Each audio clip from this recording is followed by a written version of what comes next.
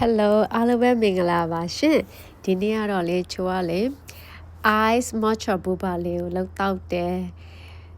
ဒီboba လေးကတော့မဆိုးကောင်းတယ်ပေါ့နော်သူက3မိနစ်လောက်ပဲရီဘူးလေးထပ်မှပြုတ်လိုက်ရုံပဲပေါ့နော်ပုံမှန်ဆိုရင်လေချိုးလို့ကလေအပြင်သွားလို့ရှိရင်အပြင်မှာဝယ်တောက်လို့ရှိရင်လေအဲ့လိုမျိုး matcha တွေကနောက်ပိုင်းဈေးကြီးတယ်လေနော်အဲ့ဆိုရင်ချိုးအိမ်မှာပဲနောက်ပိုင်းတောက်ဖြစ်တော့တယ်ဒီ boba ပါလို့ရှိရင်ပူနည်းနည်းပူဈေးကြီးတယ်ဒီတိုင်းအလောထက်စားလို့ရှိရင်လေဆိုတော့အိမ်မှာကိုယ့်ကိုလှုပ်လို့လွယ်တယ်ဆိုတော့လေကြောင့်မလို့ချိုးကဒီဟာလေးအိမ်မှာလောက်တော့ရင်းနဲ့ဗီဒီယိုလေးရိုက်လိုက်တာပါအခုဒီဟာလေးဆိုရင်ခဏလေးပဲ3မိနစ်လောက်ပဲပြောရပါတော့ကြီးလိုက်ပေါ့နော် texture လေးကိုသူကအဖြူအထက်မှာအဖြူဟာလေးပျောက်သွားပြီးဒီအနစ်ကလေးပဲကြံပြီးဆိုရင်တော့ရပြီပေါ့နော်အဲ့ဒါလေးပြီးသွားပြီဆိုရင်ချိုးကဒီဘက်မှာ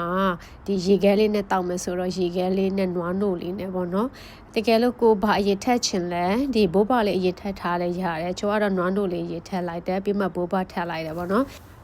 ချိုးကလေဒီ matcha လေးကို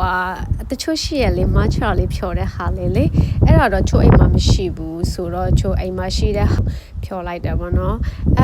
ချိုးဒီ brown sugar လေးနဲ့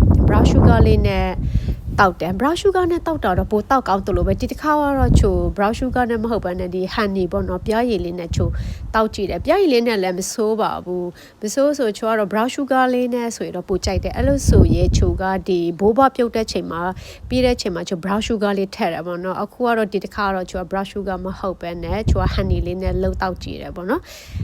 ချိုကတော့အိမ်မှာဒါလေးပဲရှိတယ်ဆိုတော့ချိုဒါလေးနဲ့ပဲအလုံးဒီ matcha လေးတွေကိုပျော်သွားတဲ့ထီရီဘူးလေးနဲ့ပေါ့ရီဘူးလေးနဲ့ကလို့ဖြော်လိုက်တယ်ပြီးမှထည့်လိုက်တယ်ပေါ့နော်ဆိုတော့ဆိုင်ရအတိုင်းမှာပဲကိုဘလိုအရတာလေးကိုကြိုက်လဲအစိတ်ကြိုက်လားအချိုကြိုက်လားဆိုရင်တော့ဒါကတော့ကိုရဲ့စိတ်ကြိုက်ပေါ့နော်တကယ်လို့ brown sugar လေးနဲ့လုပ်မယ်ဆိုရင်လည်းရတယ်ချိုကတော့ honey လေးနဲ့ပေါ့နော်ဆိုတော့ဒီအိမ်မှာလောက်တောက်တော့လဲပတ်စံပို့ပြီးတော့ save ဖြစ်တာပေါ့နော်ဆိုတော့အခြေရလို့ရှိရဲချိုကအပြင်သွားခါနေဆိုရဲအဲ့လိုမျိုးတရားတစ်ခွက်လေးလှုပ်သွားလိုက်တယ်ပေါ့နော်ဒါပေမဲ့ဘိုးဘကကြတော့တစ်ခါတလေပဲချိုကစားတယ်ပါဆိုဘိုးဘကသူကအစချေရတာနည်းနည်းခက်တယ်လေဆိုတော့အစာအိမ်မကောင်းတဲ့လူတွေဆိုရင်ဘိုးဘမတောက်ဘိုးဘမထက်ပဲနဲ့ဒီတိုက်တောက်ပေါ့ပုံမှန်ဆိုရင်တော့ချိုက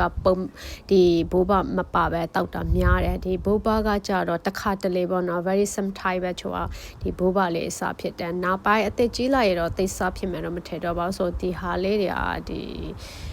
အစာအိတ်အတွက်မကောင်းဘူးလေပါဆိုသူကအစာချေရတာနည်းနည်းခက်တယ်လေဒီဘိုးဘလေးတွေကဆိုတော့နောက်ပိုင်းဆိုရင်တော့ဒီခက်ခဲလေးတော့ပူတောက်ဖြစ်မှာပေါ့နော်ခုဒီတစ်ခါတော့တောက်လိုက်အောင်မယ်အဲ့ဒါချိုတောက်ကြည့်တာဆိုင်ကအတိုင်းမှာပဲလို့အဲ့ဒါဆိုတော့လောက်တောက်ကြည့်နော်ချိုဒီဗီဒီယိုလေးဒီမှာပဲဆုတ်တောက်လိုက်မယ်နော်ချိုတော့နောက်ဗီဒီယိုမှာထပ်တွေ့ကြမယ်နော်အားလုံးပဲနော် thank you bye bye